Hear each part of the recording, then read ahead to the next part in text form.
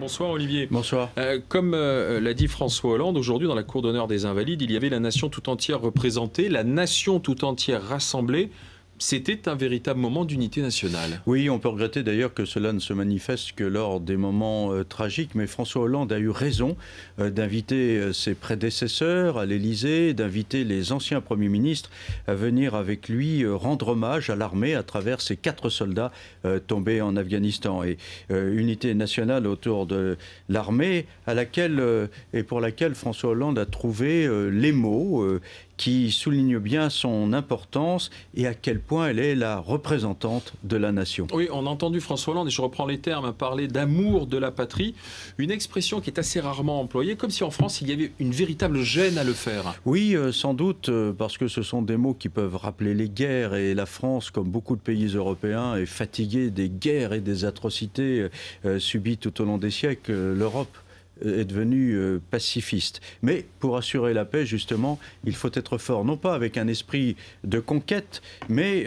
pour garantir les valeurs dont François Hollande a parlé ce matin, qui sont les valeurs de paix, les valeurs de liberté, les valeurs de démocratie, le désir de protéger la souveraineté des peuples. Il disait d'ailleurs ce matin, le président de la République, la même chose qu'un autre président de la République avait dit il y a un an, presque jour pour jour, c'était en juillet de l'année dernière, Nicolas Sarkozy, dans des circonstances analogues, Nicolas Sarkozy qui avait présenté l'action de l'armée comme l'expression de la volonté de la France de défendre l'idée qu'elle se fait d'elle-même. L'amour de la patrie, c'est ça. C'est s'appuyer sur ses valeurs pour pouvoir ouvrir les bras aux autres. Alors, on est assez surpris en France d'ailleurs par ce genre de cérémonie de patriotisme, alors que c'est courant aux États-Unis, c'est courant en Grande-Bretagne. Et ce matin, sur la radio RMC, on entendait d'ailleurs un auditeur s'interroger pourquoi n'y a-t-il pas dans le pays parfois des cortèges qui traversent les villes, qui accompagnent les dépouilles des soldats.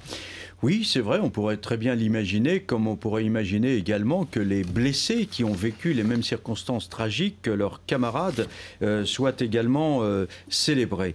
Mais outre la manifestation de l'unité nationale autour de l'armée, eh bien, les cérémonies comme celle de ce matin nous éloignent pendant quelques instants de nos futilités habituelles. Finalement, elles montrent que la mort est l'interface de la vie, que c'est la mort qui rend la vie sacrée, et puis on était donc loin ce matin de nos fadaises, des tweets et autres stupidités qui peuplent notre actualité quotidienne. Et dont nous, pardon mon cher Olivier, mais nous reparlerons dans cette actualité politique.